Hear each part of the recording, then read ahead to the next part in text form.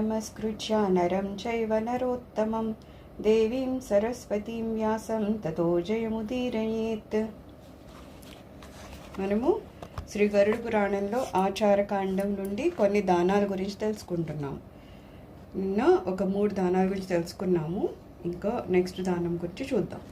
తర్వాత 4వ దానాన్ని ఏమంటారట? విమల దానము. ఇక ఈ విమల దానంలో నాకు ఏ కోరిక లేదు, అవతలి వాడు ఎవడో నాకు అనవసరం. నేను ప్రతి ప్రాణిని కూడా పరమాత్మగా చూస్తాను. ఇచ్చేవాడు విష్ణువు, పుచ్చుకునేవాడు విష్ణువు అని కానీ, లేదా శివుడే దాత, శివుండే భోక్త అనుకోవాలి. అగస్త్యుడు కూడా అలాగే చేశాడండి. శివో దాత శివో భోక్త అని సంస్కృతంలో కాశీఖండంలో రాశారు. దీనినే తెలుగులో శ్రీనాథుడు శివుడే దాత శివుండే భోక్త శివుడే చేయున్ మఖాది క్రియల్ శివుడే సర్వము నే శివుండననుచున్ చింతింపుచున్ పాడుచున్ సవిద శ్రీ వృక్షఫలవాటికల భస్మ స్నాన శుద్ధాంగుడై భవ కాశీధవ నీలకంఠ అని సంభావింపుచున్ పాడుచున్. దానం చేసేవాడు శివుడు, ఆ దానాన్ని స్వీకరించి అనుభవించేవాడు శివుడే. అంటే ఇచ్చేవాడు శివుడు, పుచ్చుకునేవాడు శివుడే అన్నమాట. శివుడే యజ్ఞాలను చేయిస్తున్నాడు, శివుడే సర్వమును, నేనే శివుణ్ణి అనుకుంటూ ఉండేవాడట అగస్త్యుల వారు. అందువలన ఆయన నక్షత్రం అయ్యారట. శివుడి సన్నిధానంలో తిరగలుగుతూ ఉన్నారంట.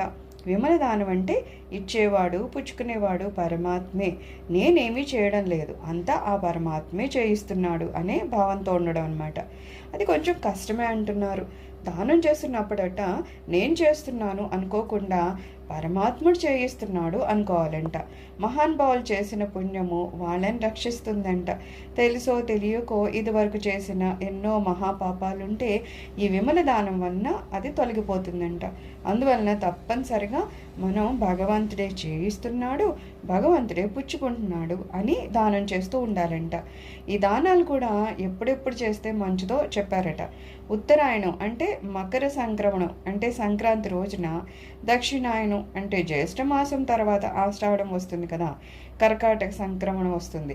అప్పటితో దక్షిణాయనం ప్రారంభమవుతుంది. ఆ దక్షిణాయన కాలంలో మకర సంక్రమణము, కర్కాటక సంక్రమణ కాలాల్లోనూ ఇంకా మహా విశ్వత్ కాలం అంటే విశ్వత్తులంటే పగలు రాత్రి ఈ 2 సాధారణంగా సమానంగా ఉంటాయి అన్నమాట. సంవత్సరంలో ఈ 2 రోజులు అంటే మార్చి సెప్టెంబర్లో పగలు రాత్రి సమానంగా ఉంటే వాటిని విశ్వత్కాలము అంటారట. మిగిలిన టైంలో పగలన్నా ఎక్కువ ఉంటుంది, రాత్రి అన్నా ఎక్కువ ఉంటుంది. అలా కొంచెం సమయం తేడాలు రావచ్చు, కానీ ఈ 2 రోజులు ఏముంటుందట, పగలు రాత్రి కూడా ఈక్వల్గా ఉంటాయంట. ఆ కాలంలో కర్కాటక రాశి నుండి ధనువు రాశి వరకు సూర్యుడు ఉండే కాలాన్ని దక్షిణాయనం అంటారట. ఈ దక్షిణాయనం ప్రారంభమైన కొంతకాలానికి ఈ రాత్రి పగలు సమానంగా ఉండే విశ్వత్కాలం స్టార్ట్ అవుతుందంట. అంటే ఉదాహరణకి తుల మేష సూర్య సంక్రమణం అంటే సూర్యుడు మకర రాశిలోకి అడుగు పెడితే మకర సంక్రమణము, కర్కాటక రాశిలోకి అడుగు పెడితే కర్కాటక సంక్రమణము, అలాగే సూర్యుడు తులారాశిలోకి అడుగు పెడితే తులా సంక్రమణము, సూర్యుడు మేషరాశిలోకి అడుగు పెడితే మేష సంక్రమణం అంటారనమాట. ఇలాగ సంవత్సరానికి సంక్రాంతులు 12 ఉంటాయంట. అదేంటండి, మేము ఒకే సంక్రాంతి కదా విన్నాం అంటాం కదా, మరి మనము మకర సంక్రాంతి గురించి ఒక్కటే చెప్పుకుంటాం, కానీ నిజానికి సంక్రాంతులు 12 ఉంటాయంట. రాసులు 12 కదా, ఏ రాశిలోకి అడుగు పెడితే ఆ సంక్రమణం జరుగుతూ ఉంటుందన్నమాట. అదే తమిళకి మేషమాసం అయిపోతుందంట. అలాగే మనకి ఎలాగైతే చైత్ర మాసం వైశాఖ మాసం ఉన్నాయో అలాగే వాళ్ళకి సూర్యుడి వలన మాసాలు ఏర్పడతాయి. మనకేమో చంద్రుడు పూర్ణిమ నాడు ఎందులోకి అడుగు పెడుతున్నాడో ఆ నక్షత్రాన్ని బట్టి మాసం వస్తుంది. కొంతమంది పౌర్ణమిని అనుసరించి మాసం స్టార్ట్ చేస్తారు, కొంతమంది అమావాస్యని అనుసరించి మాసం మొదలు పెట్టించుకుంటారు కదా, అలాగే మనకి తేడాలు ఉన్నాయి. సూర్యుడు 12 రాశుల్లోకి అడుగు పెడతాడు, అలాగే 12 సంక్రమణాలు ఉంటాయంట. ఈ 12 తమిళియన్స్కు మాత్రం 12 మాసాలుగా ఉంటాయంట. ఈ సంక్రమణల్లో తులా సంక్రమణం మేష సంక్రమణం సాధారణంగా భాద్రపద మాసంలోనూ ఫాల్గుణం అంటే మార్చి నెలల్లోనూ వస్తాయంట. వచ్చే అవకాశాలు ఎక్కువ ఉంటాయి అన్నమాట. ఈ 2 మాసాల్లోకి సూర్యుడు అడుగుపెట్టినప్పుడు అంటే తులారాశిలోకి అడుగు పెడితే తులా సంక్రమణం, మేషరాశిలోకి అడుగు పెడితే మేష సంక్రమణం, ఈ 2 సంక్రమణాలను విషువత్తులు అని అంటారంట. అంటే అప్పుడు దానం అనేది చేయాలంట. అలా దానం చేస్తే అది చాలా గొప్పది అని చెప్పబడుతుందంట.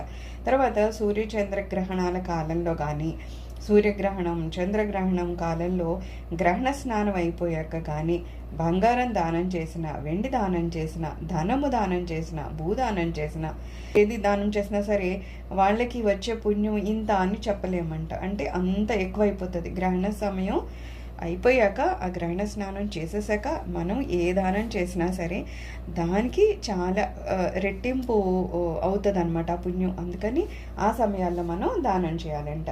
మొత్తం మీద ఉత్తరాయణ పుణ్యకాలము, దక్షిణాయన పుణ్యకాలము, విషువత్ కాలము, సూర్య చంద్ర గ్రహణ కాలాలు, అలాగే కర్కాటక, మేష, మకరాది సంక్రాంతులు ఇలాంటి సమయాల్లో కనుక మనం దానం చేస్తే దాని ఫలితము అనంతము అని చెప్తున్నారు. దానికి ఇంకా ఇంతే అని అనడానికి ఉండదన్నమాట. చాలా ఎక్కువ ఫలితాన్ని ఇస్తుంది. ఇవి దానానికి పుణ్యకాలాలు అంటారంట. అలాగే పితృదేవతల కార్యక్రమాలు వచ్చినప్పుడు, అప్పుడు కూడా అంటే తద్దినాలు వచ్చినప్పుడు, లేదా అప్పుడప్పుడు మహాలయ పక్షాలు లాంటివి వచ్చినప్పుడు ఆ సమయంలో పితృదేవతలను తలుచుకొని చేసే దానం కూడా అనంత ఫలితాన్ని ఇస్తుందంట. అంటే మామూలుగా దేవతలకి, మానవులకి, అలా కాకుండా పితృదేవతలకి కూడా మనం ఏ దానం చేసినా సరే అవన్నీ అనంత ఫలితాన్ని ఇస్తూ ఉంటాయంట. ఈ సృష్టిలో స్వర్గాన్ని ప్రసాదించినది, ఆయుష్ని పెంచేది, వంశాభివృద్ధిని కలిగించేది దానం మాత్రమే అంటున్నారు. ఎప్పటికైనా సరే దాన ధర్మాన్ని మించింది ఇంకేమీ లేదంట. సతీ సుమతి అనే చలనచిత్రంలో ఈ దానం మీద ఒక పాట ఉందంట. అదేంటట, మహారాజులైన మహివీడు వేళ కొనిపోయినారా తమ వెంట సిరుల, నెరదాత పేరే నిలిచేది ధరణి, నీ దానం నీ ధర్మం నిరుపేదల జీవాధారం, దానం ధర్మమే వేదాల నీతిసారం. అయినా సరే ఎప్పుడైతే భూమిని వదిలేసి వెళ్ళిపోయారో, తన శరీరాన్ని వదిలేసినప్పుడు ఎంత మహారాజు అయినా సరే కాసింతన్న ధనాన్ని తనతో పట్టుకుని వెళ్తాడా? పట్టుకుని వెళ్ళలేడు కదా. కేవలం అతను ఏం పట్టుకెళ్తాడు? అతను ఏ ధర్మం చేశాడో, ఏ దానం చేశాడో అది మాత్రమే తీసుకుని వెళ్తాడు. అలాగే నువ్వు ఏ దానం ధర్మం చేస్తావో దానివల్ల నిరుపేదలకి జీవనాధారం అవుతుంది. కాస్త పేదవాళ్ళు బతకాలంటే ఉన్నవాళ్ళు కాసింత దాన ధర్మాలు చేస్తూ ఉండాలి కదా. అలాగా లేని వాళ్ళకు కూడా జీవనాధారం దొరుకుతుంది. అలా ఉండడమే నీకు ధర్మం అని చెప్తున్నారు దానాలు చేయడం. సో ఇలా ఉండాలని చెప్పారు కదా అని చెప్పేసి చాలా పుణ్యాలు వచ్చేస్తాయి కదా అని చెప్పి తనకు మించిన దానాలు చేయకూడదు. కానీ దానం చేసేటప్పుడు కూడా మనం ఆలోచించి చేయాలన్నమాట. మనం ఎంత చేయగలమో అంతే దానం చేయాలి. రెండోది ఏమంటారు, అపాత్ర దానము, పాత్ర దానం అవన్నీ ఉన్నాయి కదా, అవి చూసుకోవాలి. ఆ ఇచ్చేదేదో ఇలా మంచి సమయాలు చెప్పారు కదా, గ్రహణం పూర్తయ్యాక కానీ, లేకపోతే సంక్రమణ సమయాల్లో కానీ, లేకపోతే పితృదేవతలు తలుచుకుని కానీ ఇలా చేసే వాటికి ఇంకా ఇంకా దాని ఫలితాలు ఎక్కువ ఉంటాయన్నమాట. అయితే ఏదన్నా ఒక దానం చేయడం వల్ల సర్వనాశనం అయిపోతుందేమో అని అనుకుంటే, మనకి తనకు మించిన భారము, లేకపోతే దానివల్ల ఇంకా ఏదైనా ఏ రకంగా అయినా సరే మనకు కష్టం వస్తుంది అనుకున్నప్పుడు ఏమంటారు, దానము చేయకుండా ఉండడమే నయమని చెప్తున్నారనమాట. సో ఇది 4వ రకమైన దానం. ఇక్కడికి మనం దానాల్లో ఎన్ని రకాలు అనేది చూసామన్నమాట.